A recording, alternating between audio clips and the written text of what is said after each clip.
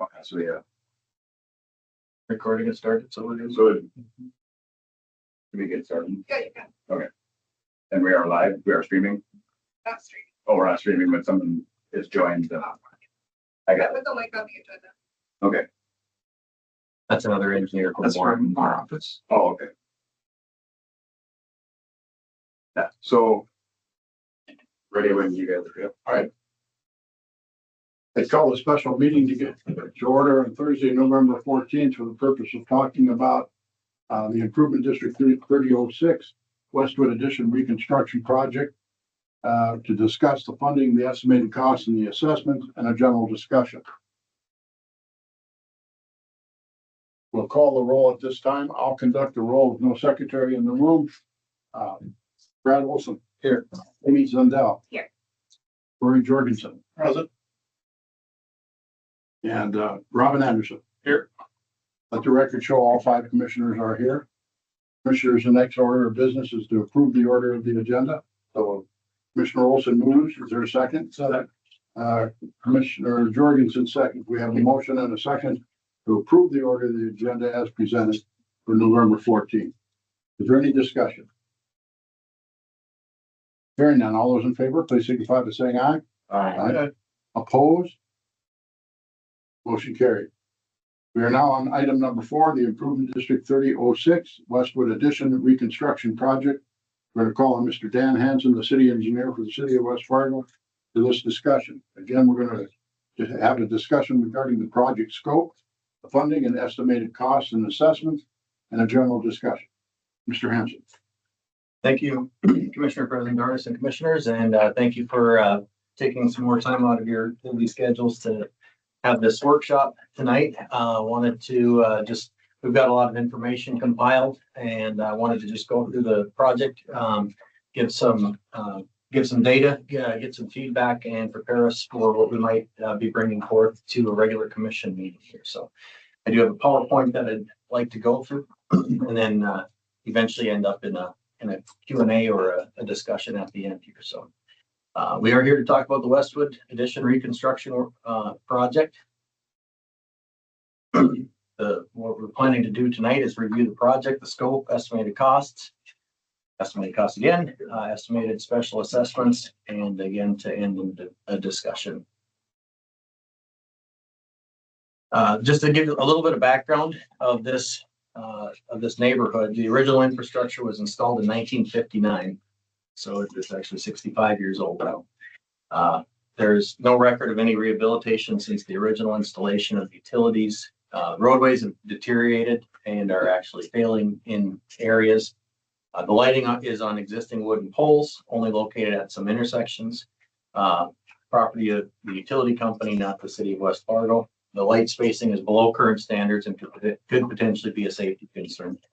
The utilities are obviously beyond their design life and in need of replacement. With the utilities needing reconstruction, the roadways will also need to be constructed. They're also in need of being reconstructed without the utilities as well. And if you recall on the recent core area plan that we did, this was one of the highest ranked projects on their list for us to do. And it was included in our 2024 CIP. Going through some of the different existing conditions, the roadways, they're showing their age and in need of repair. The alligator and block cracking is present, and there's settlement occurring where there's standing water in the curb and gutters. You can see some pictures there. Once the roadway has gotten to this point, a typical mill and overlay isn't effective. It isn't able to be done. It just would deteriorate way too fast that it isn't worth the investment. So we are at a point of reconstruct the roadways. The existing sanitary sewer is a vitrified clay pipe. It's clay tile is what it's called to the lay person. The pipe, obviously, again, is beyond its useful life with areas of structural failure on record. Collapsed pipe can result in sewer backup into residences. There's a picture on there of a structural failure that's observed on Oak Street. So, Have we had any reports of multiple sewer backups in that neighborhood? not to my This knowledge. time? Not to my knowledge.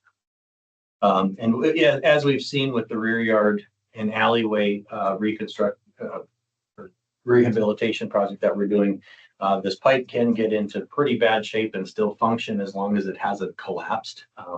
But it does lend itself to a lot of infiltration from the groundwater in that respect. So every gallon that we pump into Fargo obviously is costing us money as well. So the water mains, they consist of 8-inch asbestos cement pipe, which was common material used in the age. Typical life cycle of it is 50 to 60 years. Water main breaks can cause disruptions in water services and can impact structural integrity of the roadway. The other thing to say about that is that the older that they get, it is hard to patch them because you have to tie into this existing pipe. And a lot of times when you're putting on, because it's a pressurized system, when you put a new PVC in, you have to use some connections to the existing pipe that are pressurized.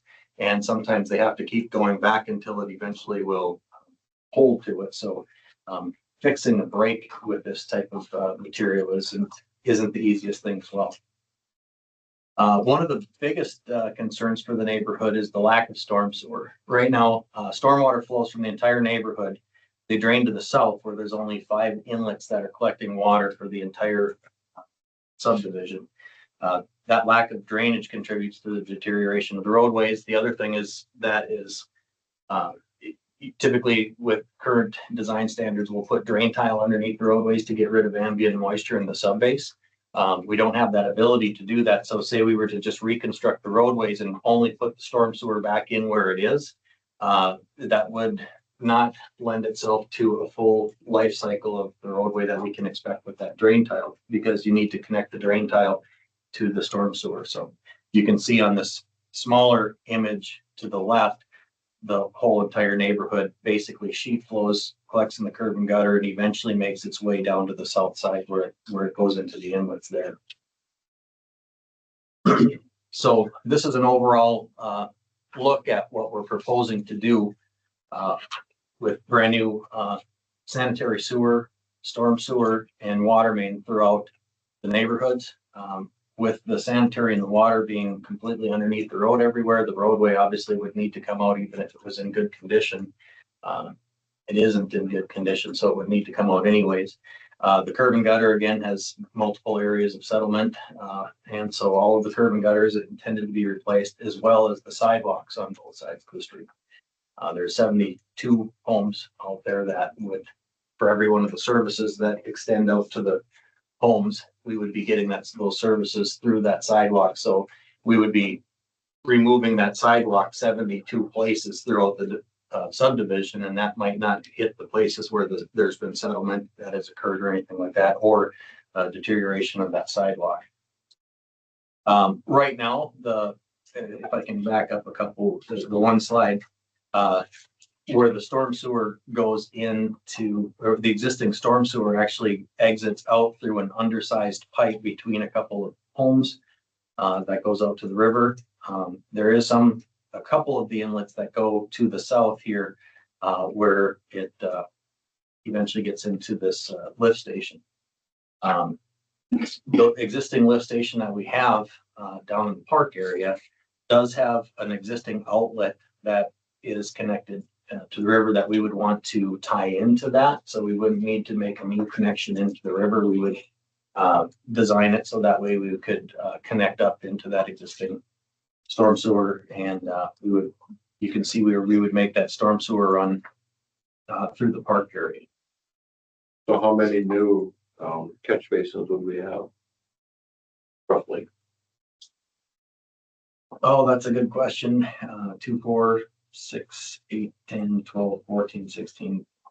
Okay. About 35, 34, 35, I would guess. Compared to the 5 that we've got. Compared to 5, correct, yeah.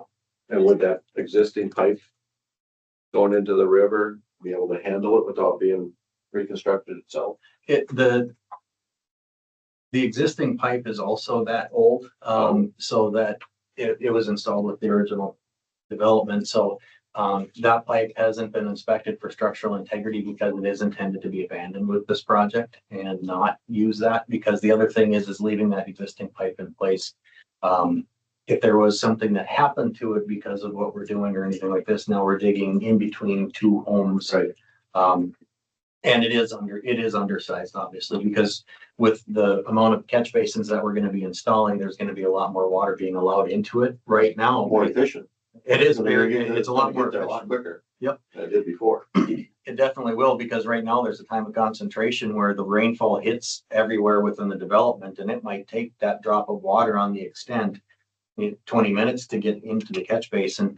But what we see right now is that the catch basins generally in a heavier rain event can't keep up with it. So right now you're getting pooling water in the roadways that just sits there until the 5 catch basins can catch up to it. So this would alleviate that as well. And basically this would get it to the design standards that you would see in one of our new developments to get there. So it is proposed to be a full reconstructed.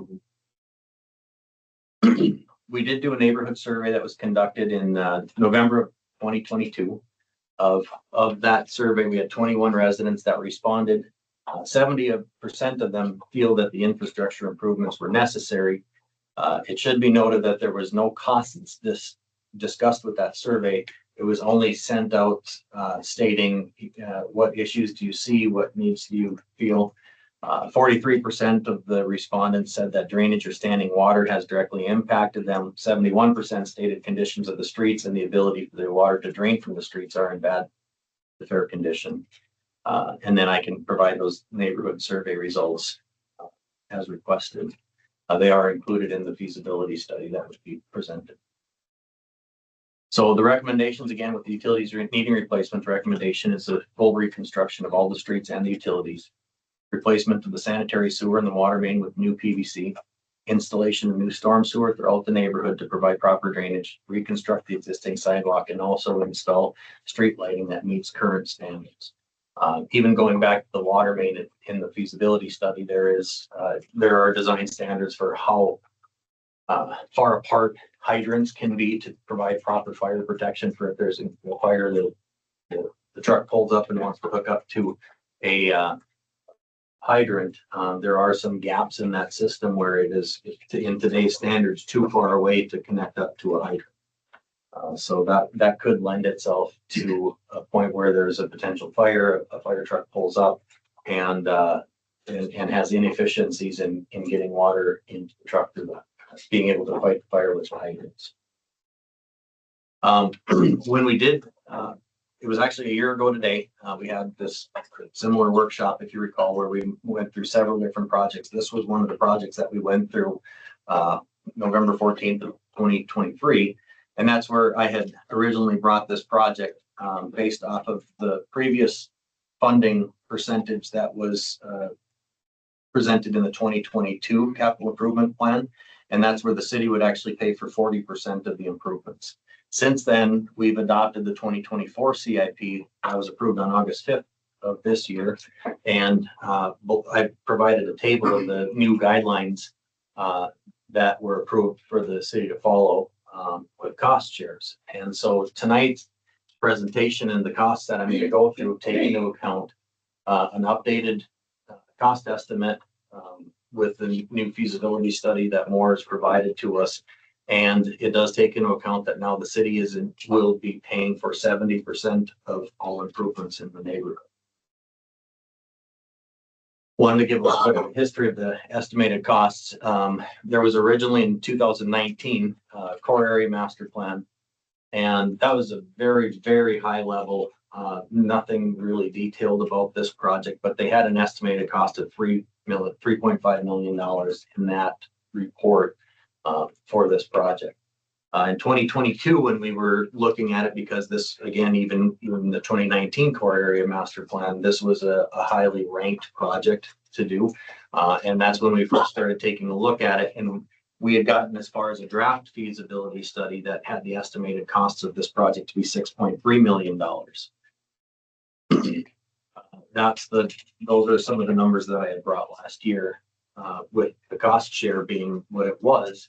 It was determined that that was just not feasible for us to pursue at that point, and we needed to take a look at paying for more of the project. So in the 2024 CIP, we listed the project with an estimated cost of $7.475 million.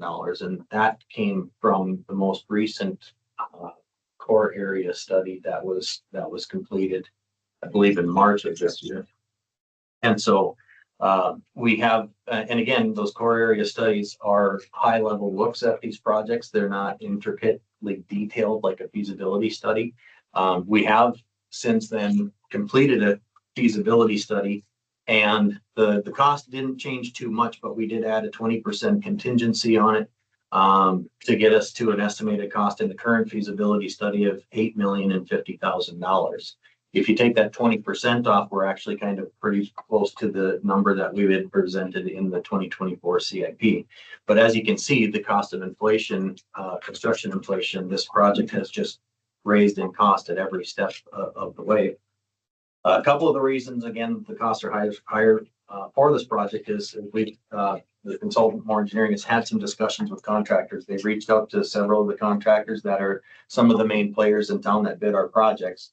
And the conversations that we had with one of them, they said they weren't interested in bidding the project because it's just a very complicated project being constructing in a neighborhood, having to deal with getting residents in and out of their houses, how do their, making sure their garbage gets taken care of, how do they get their mail, if there's any issues with people that are potentially handicapped needing to get in and out of their, it adds a lot of complexity to a project to be able to reconstruct in an existing neighborhood as opposed to bidding projects that are in open fields where they can just sling the dirt.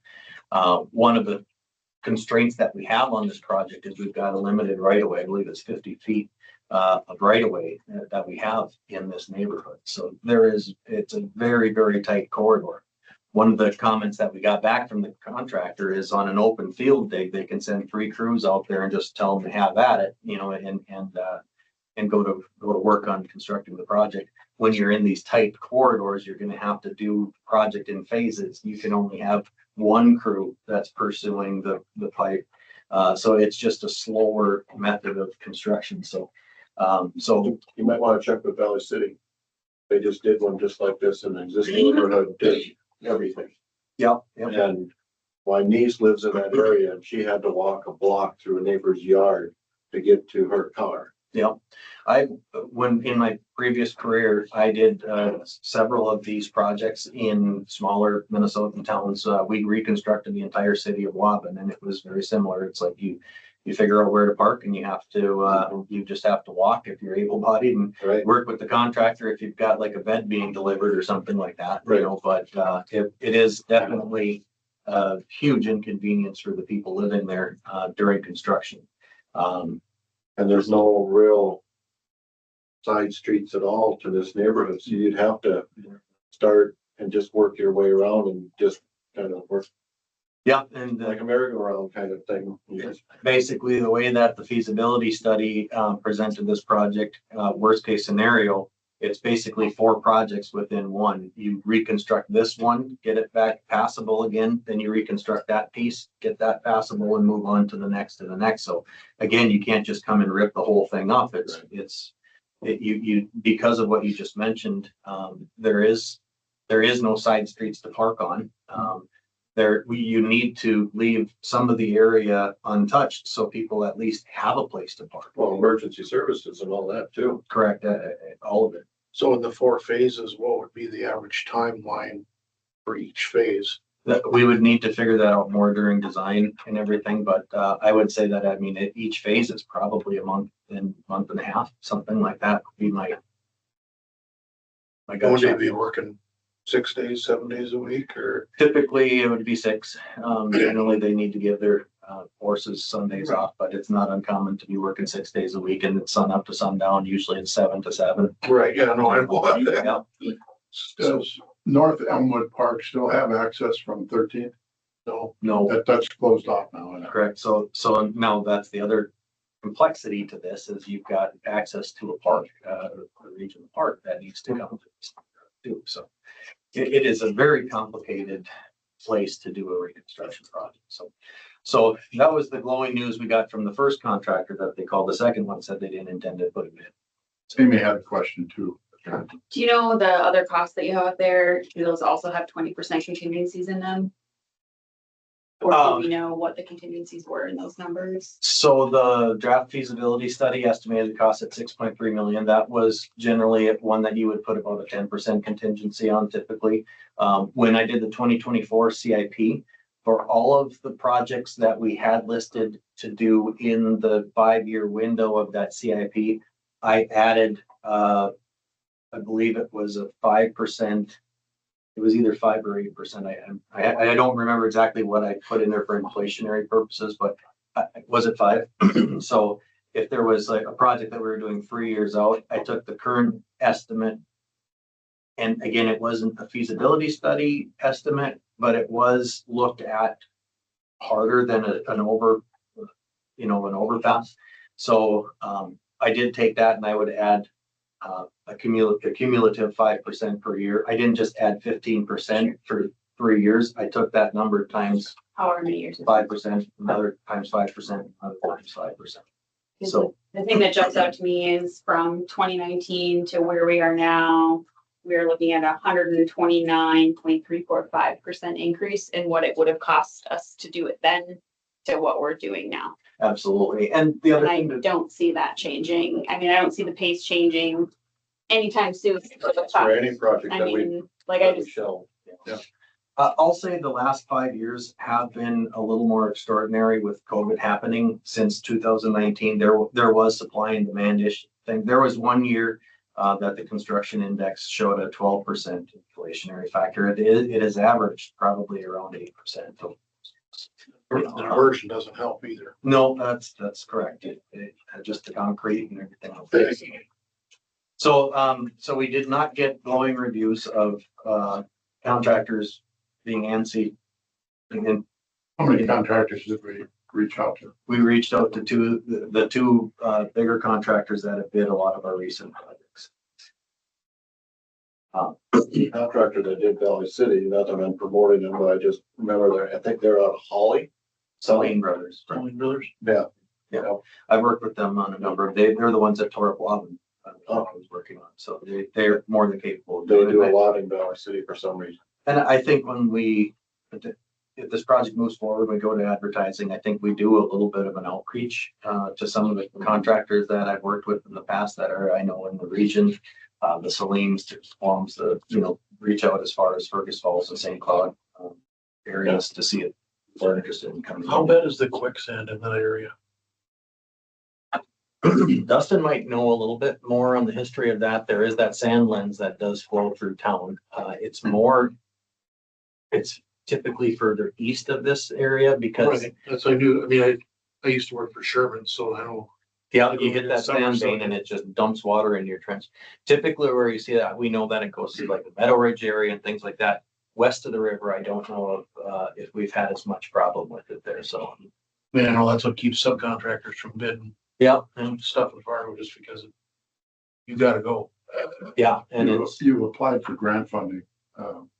When do you hear of the disposition of that? so, we did apply for the grant funding for it. I do have a slide that's coming up that does talk about that a little bit. If I don't answer the question in that slide, I'll make sure I do. So again, complexity of the construction, completing it in phases, residents access, et cetera, and then also inflation has been causes to what this is. And I'll just say this $8,050,000, that's an estimate that we feel is conservative in a normal bidding environment for a project. It could be that we get one bid and it's $10 million or something. You know what I mean? It's That like was my question. you don't know what the contractor is eventually going to come back to tell us what the truth is on this. But we do feel it's a solid estimate for what we're intending to put out for bids. If it goes through, when would you put it out for bids? We would advertise for bids typically in February. We're looking at a March 13th bid opening. If we're able to proceed, obviously not tonight, but my intent would be to take the feedback I get from this and package up a commission packet for the December 2nd meeting. And if we get the go ahead to move forward at that meeting, we are already opening bids on March 13th. Anything that delays that, would obviously push us back. And if you get into May trying to bid this project out, nobody's gonna want this project. They want to fill up as fast as they can. Yeah, that's what I'm saying. Like to be first in line for bidding. Yeah, and March, it'd be better to be out in January, but, March, right now, we're sitting at March 13th. Is our estimated bid date for this project, so. Did you have something, Dustin, you were looking at? So Mr. Jorgensen brought up the quicksand stuff. Typically, we would do some subsurface exploration during the design.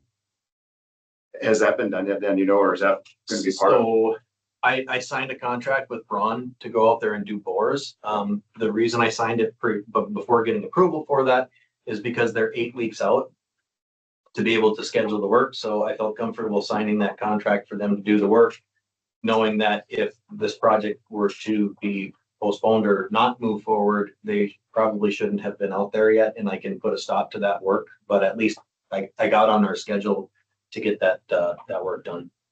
And so, yeah, I think 14 bores in the area is what they're intending to do, something like that. So we did already create this district at a previous commission meeting. That's what the district looks like. Excuse me. The dark gas line is the improvement district boundary, which you can tell it does encompass North Elmwood Park, because there is work that's going to be done to this roadway, the entrance down there, and then also there will be some work that'll be done in the park area. So they do have a piece of this project, and there is an assessment to the park included in this project as well. Do they get any services like water and sewer coming in? They would have a water and sewer service as part of this project, correct? Yeah. All of it. So they can put it in that building or whatever. That building does have water and sewer. But it's affected by the supply lines come into there from what we would be doing on the streets. Right. Yep. So just wanted to bring up that we did create this district already. You can tell inside of this district, there's 2 houses on 7th that are left out of the shaded area. It's because they get their sewer and water services off of 7th. They're not going to benefit from sewer or water service nor the street. There is a corner lot here that I'll point out on Oak Street and 7th Avenue also that is shown in the project location, but there are no assessments assigned to that parcel for this project because it was discovered that they also get their sewer and water services off of 7th Street. The frontage of the property is off of 7th Street, and eventually when 7th Avenue gets reconstructed, they will be assessed for that project. So I didn't feel that it was appropriate to assess them for this project. So they are included in it. There was a handout that's you'll need your cheaters to put on to read it from the feasibility study that does go through this. So now you can see it very clear. And anyways, you'll notice that there is a $0 amount on that parcel as well. Would they receive an assessment for the street portion? We left that out. We did not assess them for the street because it is side yard. They don't have. They could install a garage that has access to it. Currently, they're not using it. It's just being used as side. So there is potential that it could be, and that's something yet to determine. We could include them for a partial street assessment. However, right now, the way that it is laid out, they don't get. Correct me if I'm wrong. That their access is on 7th Avenue, the entire yard's fenced. It's currently outside of. Yeah, you're talking these 2 parcels here. Yeah, and then directly to and the then east, the this corner parcel lot. right Yeah, here. yeah. Okay. So the street is just to the east of that runs south. Yeah. Here's the street. Hard to see up there with the gray, but. Still shaded in the project location. They're obviously gonna have impacts on that side of the property. So when you talk about an assessment to the park district, I noticed that on your report, all your equivalent units are 1. Wouldn't the park district be greater than a 1? Yeah. We kept it at 1. If you notice, they do actually have a higher assessment because they have a higher front footage and things like that. So their front footage is actually 300 feet. Right. So The equivalent unit was more for your sanitary and water services. As far as the storm sewer, it went off of square, uh, acres. And also, and you can see their acreage is 0.69 acres as opposed to everybody else is about 1/4 of an acre, generally speaking. Yeah, that's the very first item on the first page. Yes, it is. Yep. And you can see also their front footage is generally speaking 2 to 3 times higher than any. So even though they only have one accessible unit, that's more speaking in the sanitary sewer service and water service world. So they would end up getting a significantly higher assessment of approximately $60,000 due to their large front footage and their accessible acreage. What is the second set of pages is if we got the grant, is that correct? So yep, I had more engineering in their feasibility study. I had them provide a second set of, and I do, on the header, I do say no DWR cost share. That means that we do not have a grant. The second sheet shows that we do have a DWR cost share. So the first one is no grant, the second one is with grant.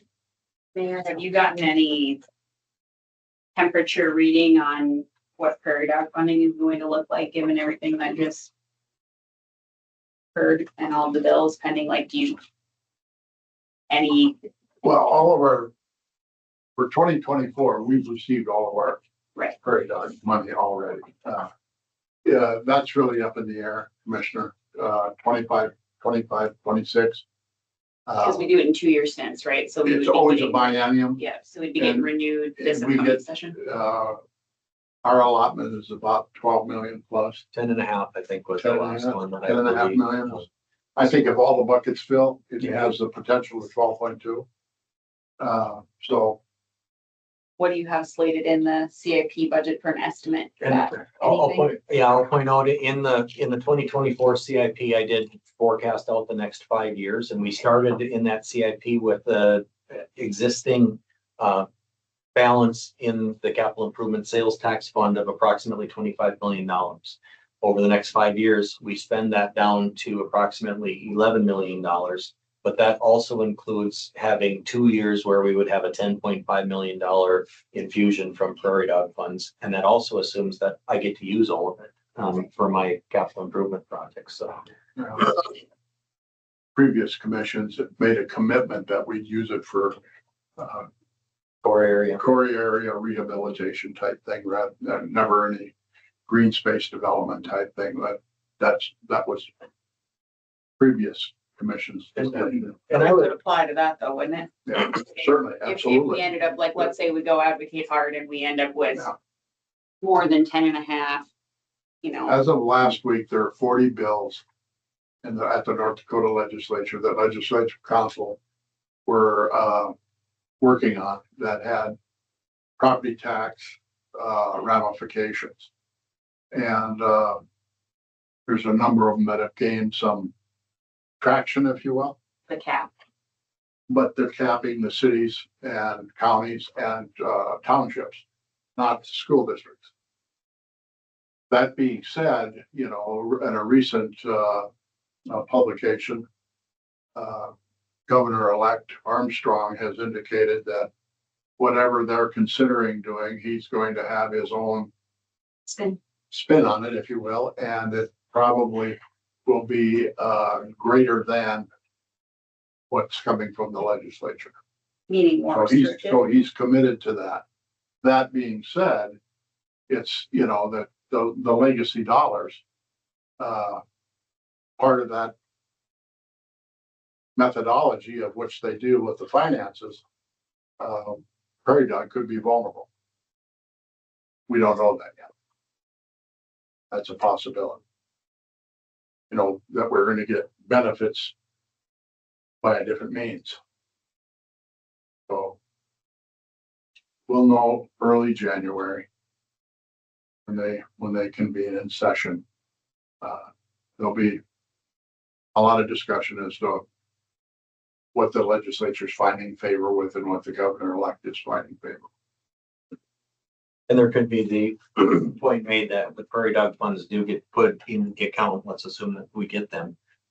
The city raising the amount of the city's cost share from a 40% to a 70%, with the assumption that we're getting prairie dog funds. One of the reasons that we can increase the percentage that the city is paying is because we are assuming that we're getting the prairie dogs. So That's in just my essence, concern the prairie dog with everything funds. that's been, I just wanted to know what we had. I can't remember what you forecasted in. Yeah, we had $10.5 million in 2 separate years.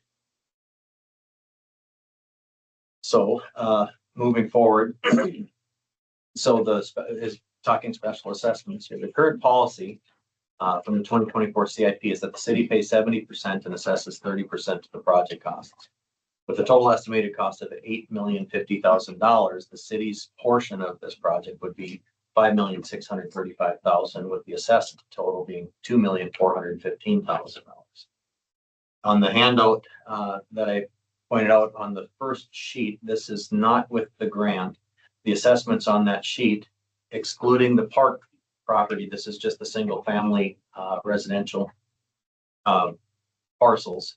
The assessments range from $27,096 to $53,536. And the biggest difference there is the size of the lot for the storm sewer portion of it and the amount of front footage that's calculated for larger lots as well, is what the difference is. I did want to point out when I was here a year ago in the November 2023 workshop, what I presented there was assessments that ranged from $40,820 to $80,513.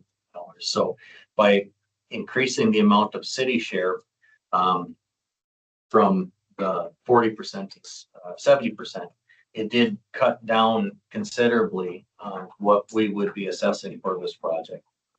So the one lot that's at 53,000, is that the old Normandan house? I'm not familiar with that name, but it is a corner lot that has a big. That's John's old house, the former parks director. Say Dan. Yeah. That's where State was. The state lives now? Yeah. So I imagine it's those I live two. right around the corner. So I imagine it's those two, one on each corner. The two on the corners are two of the bigger. So it'd be State and then Scott Johnson. Dustin, you had it. Yeah, and maybe you're gonna cover this, I apologize if it's gonna come up, but I do want to point out, when it comes to special assessments, there is an entirely separate process. And per state law, there is a special assessment commission that is tasked with allocating the benefits of the project. So what you see here is based upon our special assessment policy, assigning the sanitary sewer costs at equivalent unit, storm at square foot, street at front foot, so on and so forth. But really, the way or the methodology that'll be used will be set in the future by the Special Assessment Commission. So what we're presenting is really an estimated baseline. So when it comes to things like how are we going to assess the corner lot versus the interior lot, that's really an appropriate discussion for the Special Assessment Commission. Now, we do engage the Special Assessment Commission early on after the assessments I think it's after the bid results are in and we have more refined numbers. We will engage them to establish a preliminary assessment, but it's not until the project is all said and done that you go through that assessment process involving the Special Assessment Commission. These numbers can absolutely change based on what that commission or how they choose to allocate out the benefits of the project. Would they change things like equivalent units for some of these Mhm. properties? They have in the past, they've said this person's getting hit too much. You need to take $20,000 off of that. Or something, or whatever it is. Can you go back a few slides where you had like the lot overlay picture? And that's exactly kind of what prompted me to This one? think Oh, about. there was one with all the pink on it. Yeah, the one to the left. So I guess my question is, like the two lots that Bernie and I were just talking, That's one of this one and this one. So they're saying that this is all their frontage? Yeah, so this one would have a frontage, this one would have large frontage. Yeah. Obviously, this one here, these corner lots. And so But like this guy here, this is his frontage, but he also has a garage access here. And then it's kind of a, And so there's, our assessment policy outlines how to address corner lots. Specifically in that we add the entire frontage, front and side, and then we subtract 150 feet.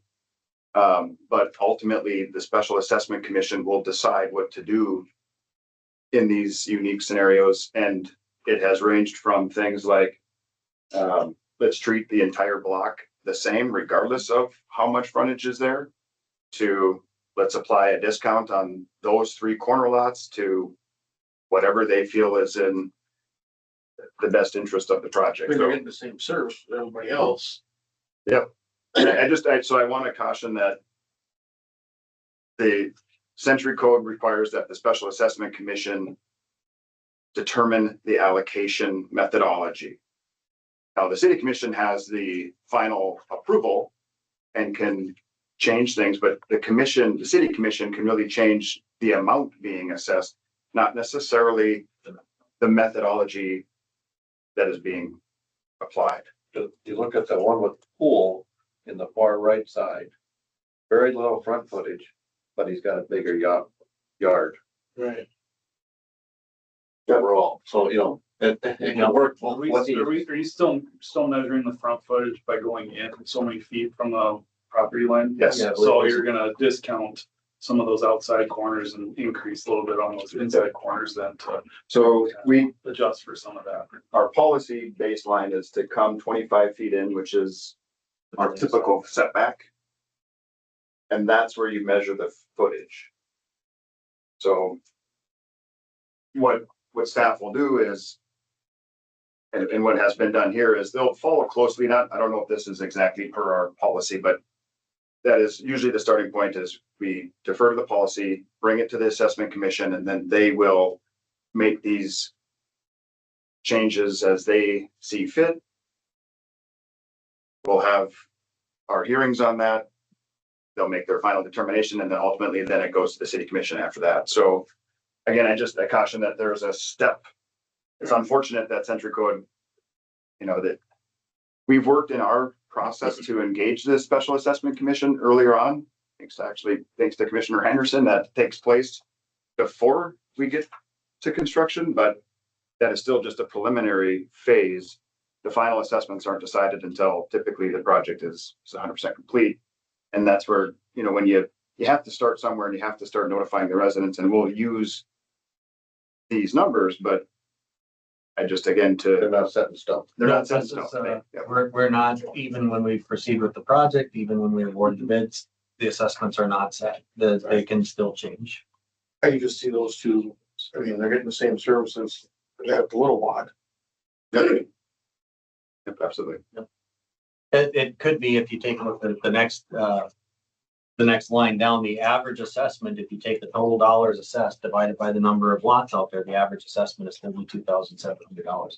Special Assessment Commission could come and say, I just want it all, everybody's getting the same benefit from it, everybody gets assessed $32,700. They could come back and say that. So is the assessment, is that in Bismarck or who does that or? So our Special Assessment Commission is a city. West Fargo City has a Special Assessment Commission. Actually, Commissioner Anderson used to serve on that commission. Currently, there are 3 members. And again, we convene them around the time we're receiving bids, but then the final process takes place after the project is done. When we're ready to certify. What'll happen is the city commission will go to the city commission and ask for a resolution directing assessments be levied. That initiates the Special Assessment Commission to convene, review the assessments, and then make these particular changes. Then there's a series of hearings that take place, and then an ultimate approval of how the allocation was spread. And again, like Dan said, it could be all 72 lots get the exact same assessment, or we're going to do this 100% on front footage, or we're going to take a discount for corner lots. you name it, that all gets done through the Special Assessment Commission. And that's I all. forwarded you an email this week from the League of Cities where they're talking about $600 million in various types of grants that are available. And I sent it to you for your review to see whether or not there's anything that might possibly be additional that we could apply to this. I'll say I didn't forensically go through the email, but what I'll say is I did go through it. There was, one that had jumped out to me and it doesn't, the name of it doesn't know, but it was one that I was planning on talking with More Engineering on Monday. Very good. Because I know More has used, there's a funding for water, that More Engineering has used in smaller towns, through the Corps. And so I don't know if that's applicable to this project, and I was going to explore that option. Excellent. Thank you, Dan. And then also the State Water Commission funds that we've already applied for, go through that, so. So the average assessment would be $32,700. Again, comparing that to a year ago, what I presented was $50,360, which again, that was a number that nobody felt comfortable moving forward with.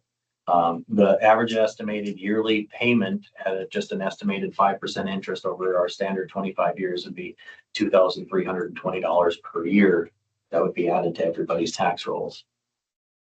And again, I have a preliminary assessment sheet from the feasibility study that I handed out prior to Wendy. That's the 11 by 17 there if you wanted to grab and have one for yourself. And again, this is without the grant. Now, to Commissioner President, you had asked earlier, where are we at with that grant? We did apply for the grant funding for the water main reconstruction portion of the project. This could potentially bring the cost of the project down as much as $970,000. I did attend virtually a meeting today with them, and they take it in chunks. The first thing that you apply for is the preliminary engineering portion of it. And today I did get approval on $110,000 worth of grant money for the engineering. The next thing would be once we get to design, we can submit for the design portion of it, go through that process again. Frankly, it went through very well. There was no questions asked and it was moved to a consent agenda. So it was well received. And so I'm anticipating optimistically that the rest of the project would flow that way. And we'd be successful with it, especially since they've already funded the upfront portion of it. The virtual foot has been put in the door, I guess. So I'm optimistic that we'll be able to get this. When you talk about it in chunks from engineering to the whatever. With what we're hearing about the inflation factors on the back end and then on phase 4, are you able to add the new numbers? So consideration to that. Yeah, each one is a separate application to get on their agenda. And so we can take a look and see what do we anticipate the estimated cost of the project will be upon, I'll say that would work more for the construction side of things because we can go for that chunk after we know what the contractor has told us it's really going to cost. I would say for the preliminary engineering, that's a fairly set number with the task order with the consultant, and the design portion of it. There's a little bit of wiggle in that, but it's a percent of the construction that is the cost of the design. So that's what we would go for with our next step once we get the task order approved. Good work in getting us this far. Thank you. Yep. So it does look promising. And again, kudos to More Engineering for bringing this funding source to my attention. I wasn't aware of this until they brought it up and suggested that we apply for it. So if we were to obtain that grant money, these are the new numbers where the special assessment still paying 70%. The estimated cost now would be $7,080,000 after we took that $970,000 off of the $8,050,000. So now the city total is down to $4,956,000 estimated. The assessed total is $2,124,000. So now the estimates for the assessments range from $23,795 to $47,085. And I'll kind of toggle between the two screens because they're in the same place. You can see that the 23,795 is down from the excuse me, 27,096.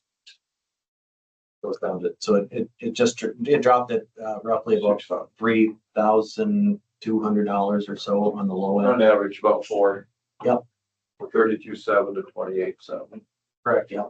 And then again, comparing it to what we presented last year, prior to increasing the city's portion, it was presented last year that it would be $40,820 to $80,513 is what it was previously, where the city was only paying for the 40% of it. So now the average assessment has went down from $32,700 to $28,765. Again, down from $50,360 a year ago. The average estimated yearly payment with a 5% interest over 25 years is now $2,041 as opposed to $2,320. So that basically saved roughly about $300 a year if we were for each one of the residents on average, if we were able to secure the grant in its entirety. And the second sheet of the handout does show the estimated assessments on a per lot basis based off of if we do get the grant. How do we come up with that 5%? But, took the question right out of my mouth, Corey. My question too. Yeah, so Let's now- ask it. I pulled that out of the air, not knowing what the bonding rates will be. Typically what we do is we'll get the bond, for the project after the project has been completed. And when we bond it, we get, the bond goes out. We just did a bond recently that was at what percent? I think it was around 3.7 or 3.8. You know, and so, as standard industry practices, you typically add approximately 1% to that bond amount for the assessed amount, because the city still has to make that bond payment over the 25 years. If people come in and pay their assessments off early, we still are making the payments on that bond. So This might be a super stupid question, but is there any appetite for another local bank to want to fund the project at a lower interest than we could bond it for? they go out and they sell the bonds. It's not like we just go to one source for it. We do deal with a bonding attorney to go out, or a bonding agent to go out, and it's advertised basically a publicly bid for it. Municipal bonds backed by taxpayers are typically very sought after loans to give based off of the security of the city being able to make the payments for that. There is an option through the PFA there is the clean water revolving fund and the drinking water revolving fund. Those are set at approximately a 2%. Those are set at a 2% interest rate. Now, there are some conditions on what they fund and things of that nature. I don't have that in here. We would not be, if we wanted to potentially go for those funds to work on this, it would be more of moving forward. We would pay for the project. You have to get on a project priority list. There's a process to get on the project priority list, and then after that, then you submit more information to get on their intended use plan. Once you're on the intended use plan, then you can use the funds, and we can use that to basically refinance the bond that we took out for the project. And so moving forward, if we, and those funds are very readily available. There's some red tape, but that's tied to it and reporting. Because even if we can, I mean, the issue with something like that on the back end, I suppose, is that it's not like you can really, okay, well, we bonded it at 5%. That's what we estimated when we special assess the properties. If we come back and refinance it at 2%, it's not like we can. You don't change the You assessment. can't change the assessment for the homeowner. So I'm just wondering, I wish I could remember when we were running, someone at the BIA thing was talking about how there was a city that he knew that worked with Bank of North Dakota, and they did. These acres. Yeah. Bank of North Dakota has a loan program as well. We've already utilized 15 million out of the $20 million that you can.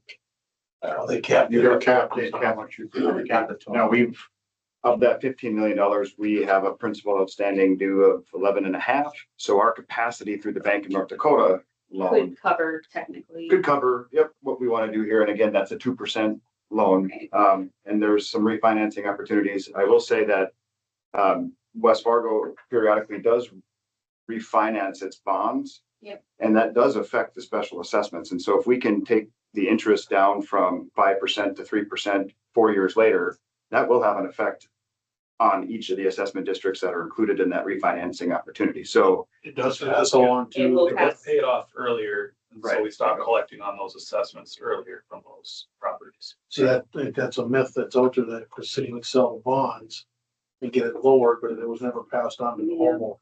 But you're saying it is.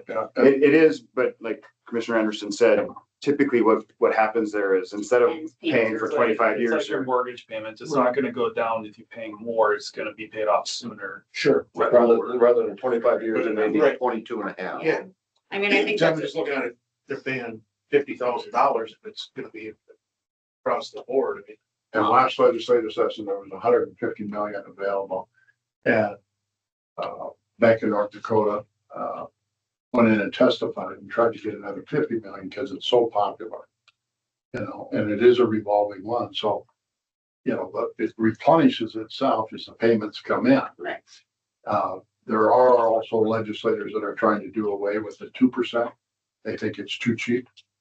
They think that they. Oh, Make yeah. money off Not it. gonna help out the citizens one bit. They think it should be 4%. They should all. Well, I'm more just thinking like, No. even if you're looking at this number, I think that's an important consideration of, because going from 5% to 3% is gonna be a lot of money on $8 million when you're talking about what the, so just from a sake of timing, if we do move forward and construction occurs in 25, we likely won't package up a bond until the following year in 26, which does give us time to pursue things like the revolving loan fund or Bank of North Dakota. What happens, the city is basically carrying those capital costs until we do issue the bonds. But if we can time this right, we can, you know, prior to doing a municipal bond. Yeah. We could have already, whether it's SRF or Bank of North Dakota, we could pursue those other opportunities in time before we are levying the special assessments. Because again, so the assessments wouldn't get levied until 26. So we will continue to pursue that, but for the sake of being conservative in the numbers, yeah, a 5%. If we want to work this down to 3 and. I'm more, If that it turns out to be 4, then we're like, Right. Right. telling the You wrong guys, story. No. you guys said. I more think when we're doing things like having neighborhood meetings and stuff like that, I think this is one of those things that maybe we all take for granted because you live in this world, but like, they're not gonna, you know, so I think in the messaging, when we have these neighborhood meetings, in my opinion, that should be something that's highlighted, like, yep, we have 5%, but also if we can rebond and pay it off early, your payments are gonna end earlier, or if we can chase a different, so the other loan programs we're gonna be looking, I mean, I think it's important that we are communicating the things that we are doing in an attempt to keep the project low, because this is going to come as a little bit of a sticker shock. I can carry you. Do you know, I I mean, can tell you how many phone calls I'm gonna get because I know how many people have lived in right, that neighborhood. so and I mean, the reality with the payments ending early, a lot of these people aren't gonna be in their house for that long, because a lot of them aren't That's an older. already, it's an older population already, so it's like, And it doesn't, it's warm and fuzzy to say like, well, your special assessment payments would end early, That doesn't help now. but it doesn't help them now, they're gonna be probably dead by the time Nor they does it that help. affected. How many people live in the house 25 years? You know, Very many. not very many.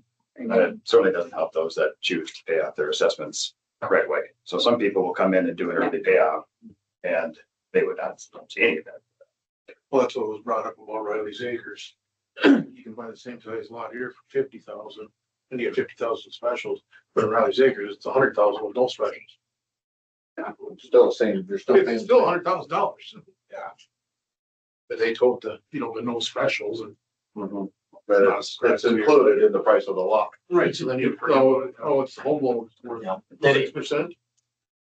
to continue down that rabbit hole, if you have, let's take the $250,000 house with $50,000 of specials on it. you're gonna advertise to sell your house, you're advertising it as a $250,000 house. You're gonna find a lot more people looking for a $250,000 house that find it, and then they discover, oh, there's 50,000 in specials, but it got them in the door looking at the house first. As opposed to if it was done privately and it's a $300,000 house because the specials were included in the cost of the original mortgage. You have to advertise that house as a $300,000 house because you need to pay the mortgage off when you sell the house. So specials do, for resale purposes, allow you to advertise your house at a cheaper rate with specials, so, and the educated buyer also knows that, but just in your original search, people are gonna click on a $250,000 house before free. Yeah, they set the parameters and that's what they go look at. Correct. Well, your realtor is honest and It'll be certainly critical to provide as much information on all of these special assessments when we have our neighborhood meetings, which will be one of the next steps. I did ask Dan, just because I was curious, and assessing pulled the values for the houses. So the average home value of the homes that would be included was $262,000, basically.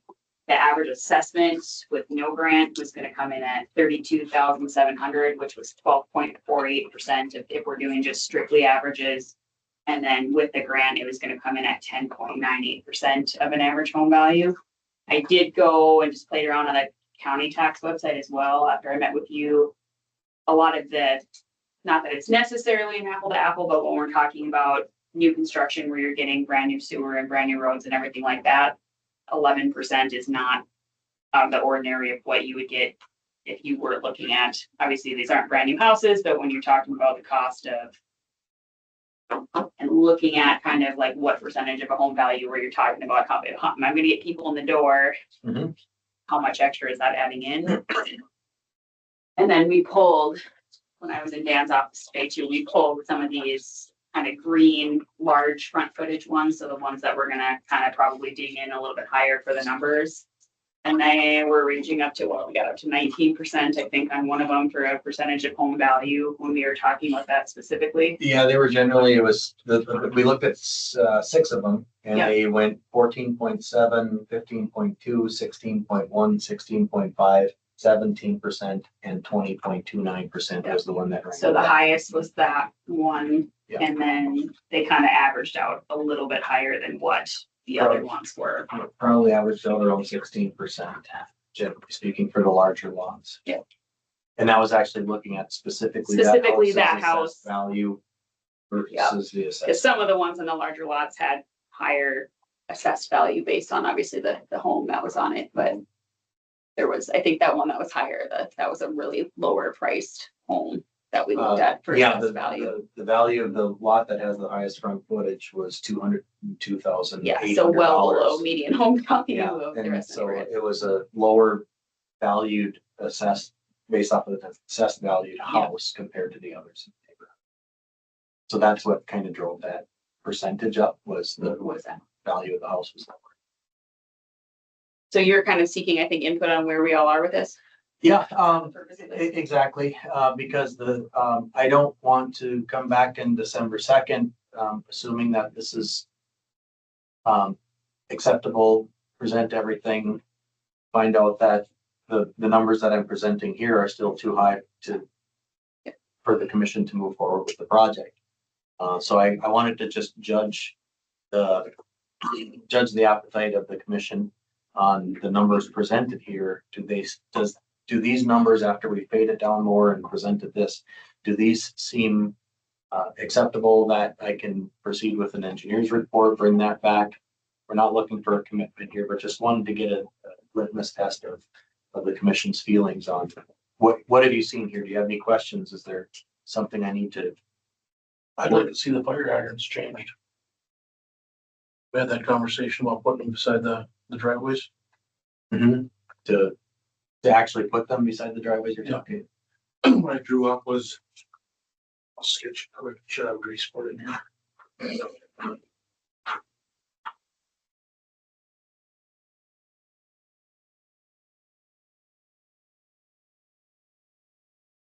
It's kind of a rough line. is if we move the fire hydrant 2 feet off of the driveway and make it concrete, we would snowball that hydrant out. Everybody. Keep the hydrants open.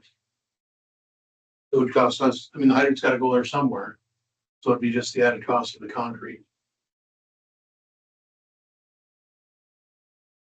That's a part of the design we could look into if we wanted to move that direction. I think, people be willing to blow them open, even if it's 2 feet off.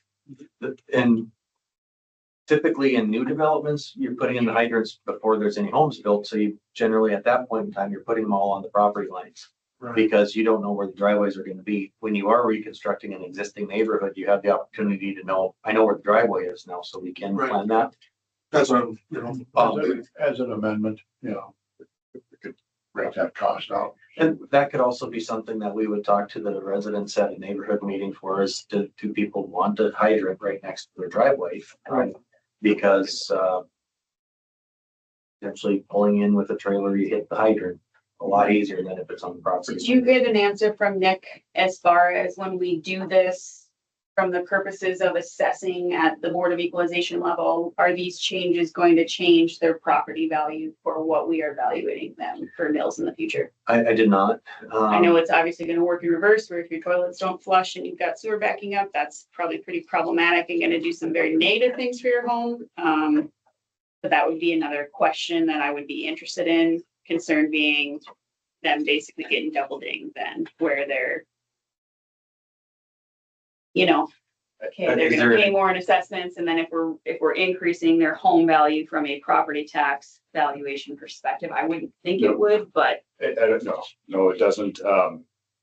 It does make a difference for unserviced, undeveloped property. Right. Once infrastructure goes in, not. it'll change the value of that property, even though there's no building on it, but if Yep. it's serviced, that'll, but we've done some other reconstructions, not like a neighborhood like this, but we've done other ones and that it doesn't change the property valuation. Street water. So for example, on First Avenue, kind of by McDonald's on off Main there, all of the parcels that were in that assessment district, even though there's new infrastructure on First Avenue, their property valuations were not affected. I think my initial knee-jerk reaction to this is that this is a project that needs to get done. It's not a want, it is turning into a need quicker, exponentially quicker, probably the more we wait. I think it's going to only get more expensive if we don't do something about it. I think the city had it showing a good faith by increasing what we're willing to pay from 60-40 to 70-30. So it's unfortunate that this has to be done. This is the funding mechanism that exists to do it. And my concern, if we go into this in our special assessment policy, which we basically just updated with the intent of this is 70-30, if we aren't doing 70-30, what are we doing for all the future projects? And the more we increase out of 70-30, what are we taking away from Meadow Ridge in a couple years? Or what are we taking away from Sukets in a couple years and all of those other projects that need to be done? Especially when we have the implication of what if we don't get $10.5 million? So I feel, the reality is this sucks. It's expensive. No one likes to be special assessed, but the cost of continuing to let this dishevel and the cost of what it's going to start doing once these sewer lines start failing is going to be not great either. Yeah, That neighborhood's in the matter of if not when. It's 100%. it's, And I worry about our liability knowing that if we're not making decisions Other to address it. commissioners? Well, it just shows that we can't kick projects down the road anymore, even like that simple mill and overlay. That's gonna be up double next time we come and do it.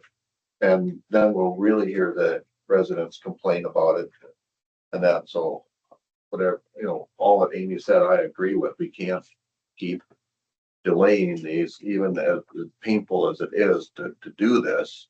It just gets more painful.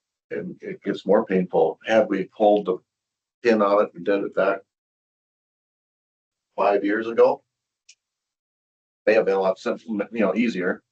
to swallow that assessment at, you know, maybe your high level look at 3.5 million was more closer to 4.5 to 5, but still, it's half the price of what it is right now. Right, absolutely. Well, 3 or 4 years ago, it was over 80,000.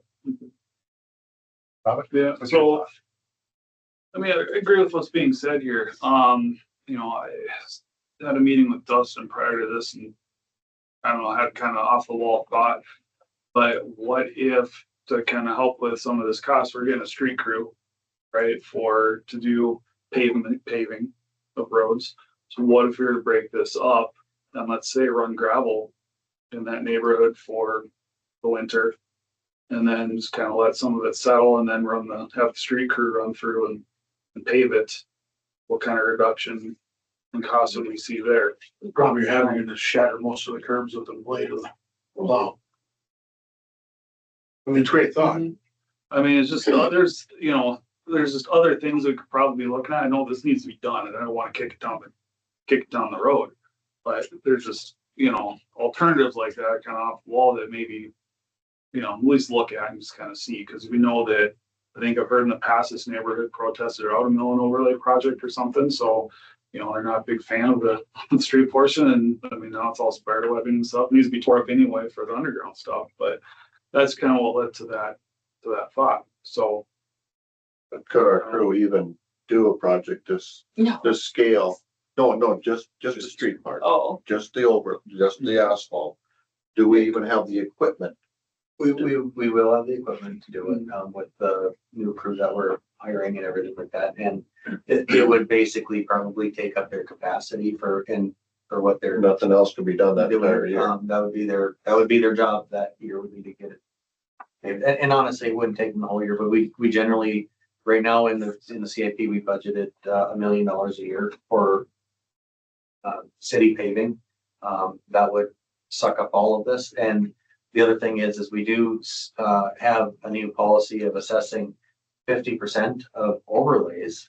We don't really have a policy of assessing if we're putting in all the roadway. I would say that would be considered a local reconstruction. So we would still probably assess 30% of the costs, where the savings are and I know there's been a lot of talk about how can the city government do this cheaper than the private industry. And I'm not going to argue that the private industry, they're bidding it, they're trying to, their bones it to get the projects. And this is what they do 24/7 for years and years and years. I will say we have a fantastic results of what the crews have paved so far. I'm very impressed with the capabilities that they've displayed. I think that's just going to get better in the next couple of years to be able to handle something like this, for example. And to answer the question as far as how can it be cheaper from us is because we do assume that the city is paying the wages and if the city crews aren't working on this project, it's not like we fire the paving crew and sell all of our trucks in the paver. Right. Those are fixed costs to the city regardless.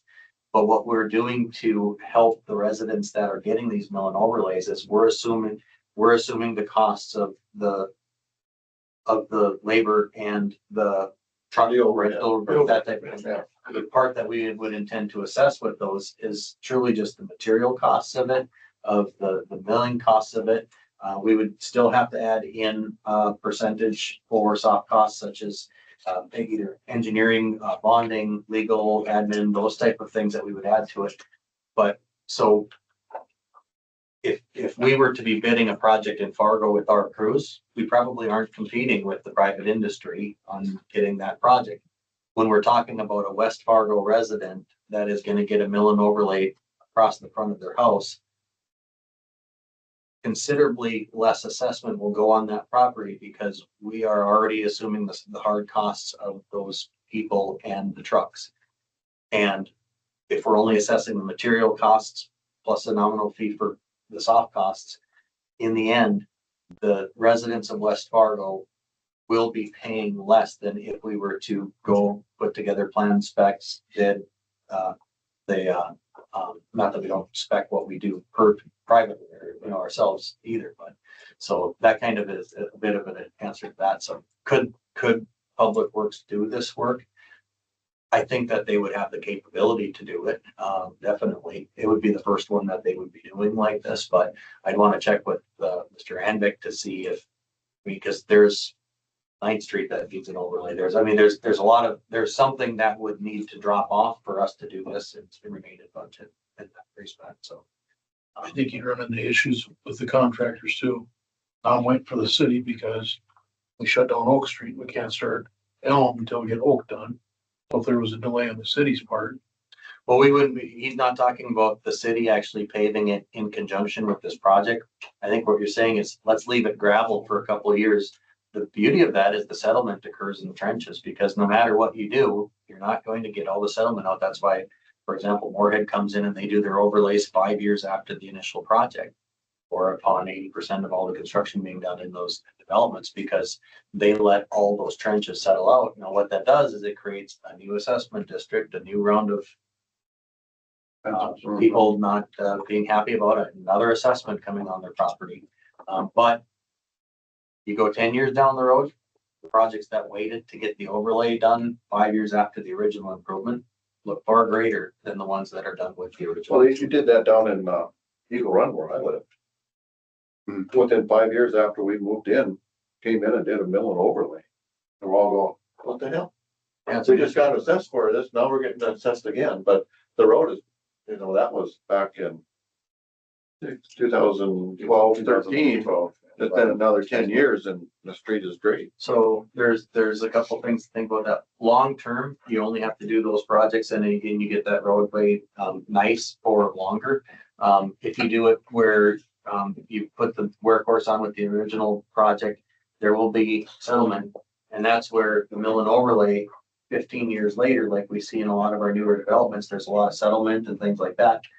A mill and overlay at the 15 to potentially 20-year mark or something like that, that would recreate that street. Now all the settlements out, and when that mill and overlay is done, then it rehabs the street to be able to give it, because you take out the low points, you things like that.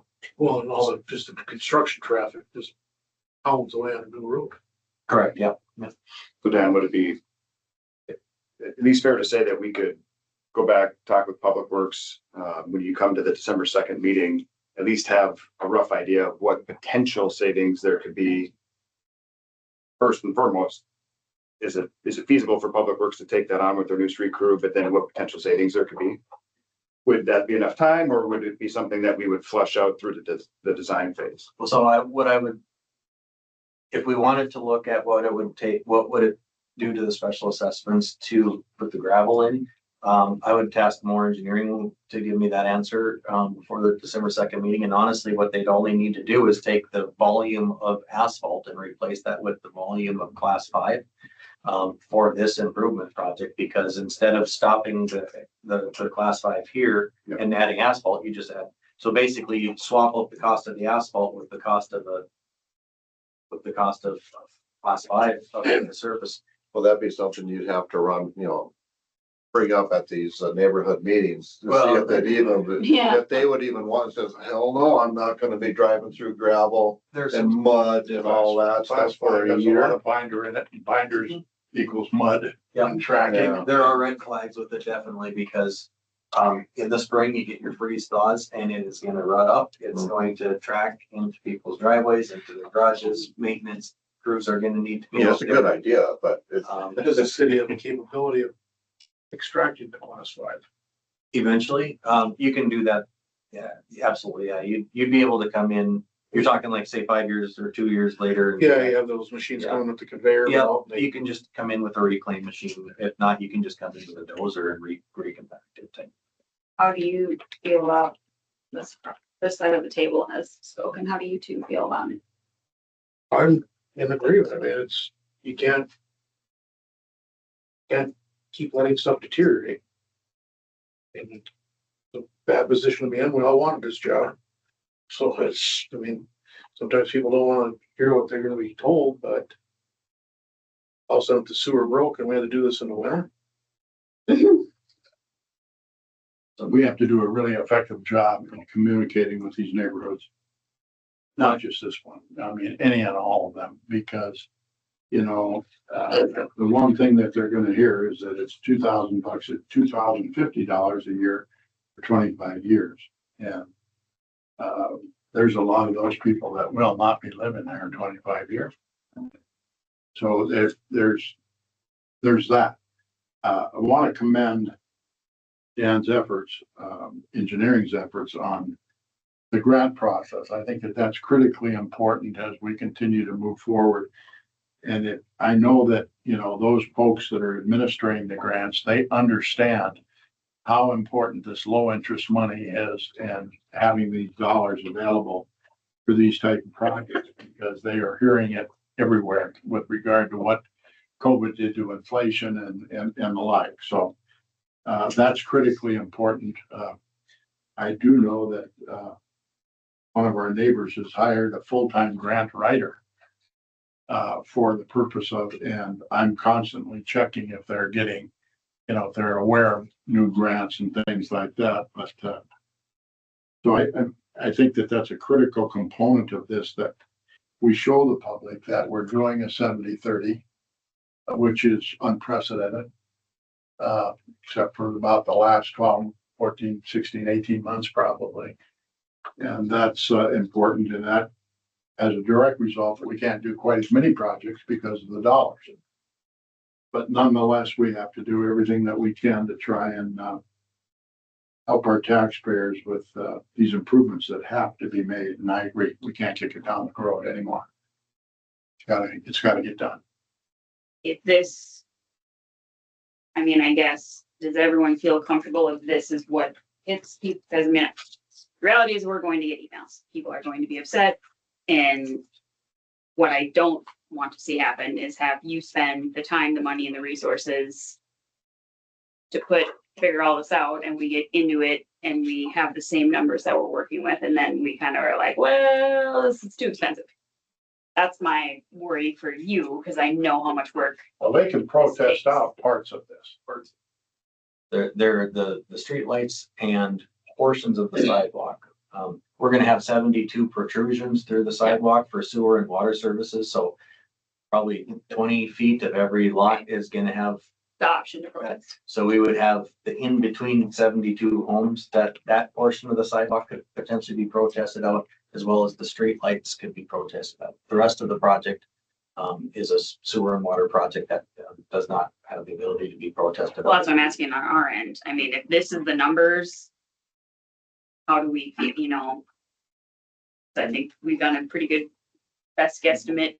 And this is December 2nd. Yeah. December 2nd. That's when I would be coming back with an engineer's report looking to move forward with the project. And if there's any delay from that point, our March 13th bid date turns into April, and then it turns into Contractors want to be full as quick as they can so they can start procuring material with rising material costs. When would you have a public meeting? You know, the so neighborhood meeting? there's two different type of meetings that we would have, in my estimation. We would have an informational neighborhood meeting, and I would expect that I would want to, if we get the go ahead in December 2nd. Well, it wouldn't be before that. I don't think before that, just it doesn't make sense to get everybody together and give all this, and then we get to the December 2nd meeting and it gets denied for lack of a second or something. You know what I mean? And then Right. and then it doesn't move forward. So I would say that once December 2nd happens, if we get the commission's approval to move forward with the meeting, I think within the next couple of weeks, Okay. we plenty before Christmas, don't get into the holiday season, but plenty before the holiday season, if we can have just a neighborhood meeting for that. When you talk about a neighborhood meeting, are you talking like trying to have use the Presbyterian church there on the corner, or are you talking over at in the foyer over at Old City Hall? Ideally, if you think of the police department training rooms, those seem to be the best atmosphere for the neighborhood meeting, because it's large enough, it's classroom seating, that type of thing. I don't like it in the commission chambers because then it seems too formal. We've had them on the upside of Hornbachers in a smaller setting, if you recall. Remember that? So I would say if we could get, my first option would probably be one of the police department training rooms to have a neighborhood meeting. and then, move from there. We've used that for the traffic calming meetings and it's worked out very well in that respect. So that's one meeting to have. The other meeting that we would have is if we do pass a resolution of necessity, because there are portions of this project that can be contested, protested out. That also sets up not a public hearing, because the resolution of necessity, it would be a hearing on contestation, basically where we come back and report back to the commission. We've sent out the letters, we've received this many protests, and this is what it is. That is not a public hearing, but the commissioner president does have the ability to say if anybody's here to speak on this. That's not required, but it is an option, obviously, at any meeting. And we would certainly allow that. So Again, that would just be for portions of the sidewalk and the street lights, Yeah. which is. Do you have an idea of what that overall cost would be in comparison to the $8 million? On all the streetlights, I've, been to different cities and they don't have as many streetlights as what we do. So you were saying that there's current standards, so are there different standards in different cities and different states? If you go down to Arizona or Texas, there's hardly a streetlight to be Closer found. to the equipment. Leave it Yeah. for Sunday. I don't believe there's requirements to have street lamps. Okay. That So, being said, if you're going to put them in, there are design standards that you want to hit. Every piece of pavement should have a certain amount of lumens that hit it. So that way you design your street lights, the height, the wattage, the cast, that they overlap and things like that. So that it is also a safety factor when you have people walking the sidewalks after dark. I get all that, That type but of it's like, But overall of the it's not site, required. in the grand scheme of the project, the streetlights are $123,000 of this. The That whole, could- all of them. That's that's the cost of the streetlights. That's the amount we're assessing, right? That this is showing 123,000. That's 30% of the project. Correct, that's, Okay. That's the amount that would be protestable. that would be the Okay. protestable amount of the streetlights. And the sidewalks, again, just the pieces in between what we would need to take out, I would say maybe double that. So we would be talking about potentially contesting $250,000 would be my guess of over $8 million. So one of the questions, thinking forward to the community meetings, neighborhood meeting, is you have one or two photos that shows the deterioration of the pipe. You have many more. We do have more. Don't just show two slides, please. Yeah, I can make it as nasty as we want to get. That it's. And roads too, That anyway, it's- as well. You want to paint a picture? I want Well, they to, live need there, to know the roads understand are like. the severity of how that's deteriorating. So with this neighborhood meeting, would it reach out to outside of just the affected neighborhood, just because the parking's gonna be affected, right? So everywhere on Seventh Avenue is gonna be, No, the intent would be just to Just invite the them people that selling would be to part of the. Cause if we do it in phases, it should be able to park relatively closer to their, they wouldn't have to go 3 blocks away. Yeah. And we would relax parking restrictions on Seventh during the project. You'd have to just Yeah. go, because there's gonna be people with party permits. it's a pretty narrow road. We would still have outreach efforts as the project nears construction. We can have, in the past, we've had things like construction carnivals to get the construction information out there to a wider scope. But for Right. the sake of the early stages of this project, it would be the affected. Especially with access to the park being something, we would have to advertise this quite heavily to let people know, here's how to access the Well, park today. Well, like for Cheyenne Street, there were bi-weekly or. Yeah. Once a month update meetings, anybody could come to them, and that could be done with this too, because if we're gonna do it in, let's say, 4 phases, you could do it, Yeah, you could have do something like that. bi-weekly construction. I want to bring up 2 points. One, the street lighting. So this is right north of Elmwood. Street lighting is probably yeah. pretty important, and actually part of the project is signing part of this as a bike lane. So people Oh, are traveling okay. there close to, lights might be a good consideration for the I'm neighborhood. just looking at ways Yeah. to reduce costs. And in terms of neighborhood outreach, we have at this time already sent out a informational only flyer saying that this project is Being considered. being considered and it's on the CIP. So Is that in addition to the survey that was done back in 22? Yeah, That is in addition to the survey that has been done. This letter was sent out this fall and summer. At a recent commission meeting, I did make the commission aware that we did send out a letter because I didn't know if you'd be getting phone calls. And because of two things, one, to notify them that we are resurrecting this project for one thing. And then the second thing is we're looking to get construction easements from everybody because we have such a narrow right of way to work. If we can get construction easements, allowing the contractor more room to work, the project's gonna get cheaper. So So your comment about bike paths, are you referencing the sidewalks or are you referencing there's gonna actually be a bike lane through, So painted onto the, what we're proposing is if you've seen sharrows, they're called, basically you paint a couple arrows on the pavement that shows here's where bikes can go. It's not a dedicated bike lane, but it does allow, because we don't want to have an 8-foot wide bike path on the boulevard. There just isn't room There's not for it. room So with 50 foot. thank you for the yeah, clarification. so we're talking about actually striping what's called sharrows onto the pavement.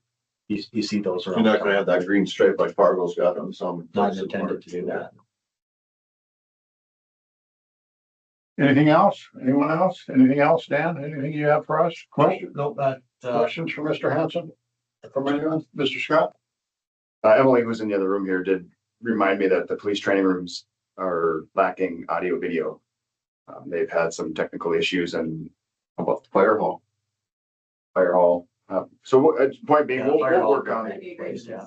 And for a neighborhood meeting, I don't know if we need to televise a neighborhood meeting. It's more just to get the neighborhood together because we want to get comments from the neighborhood of what they need to know. But so for the 10, Better room. But if somebody couldn't attend, we could always do a Teams meeting and post it to the YouTube channel or something like that. Something. well, keep us posted. Keep us posted. Exactly. Commissioners, any other additional questions? Very well, they don't, thank you, Dan. Absolutely. Thank you. Any non-agenda items? We didn't advertise any, so it's probably not a good idea that we do that, but you know, We can. as the chairman, I'm supposed to ask that question. That's in Robert's rule. But Wendy's just over there. Waiting for us to say Just something. typing away to beat the band, yeah. Do I have a motion to adjourn? Commissioner Olson moves. Is there a second? Second. Commissioner Anderson, second. We stand adjourned. Thank you all for your extra time on this project. Mr. Hansel. Thank you both for Well done, Dan. your efforts, yeah.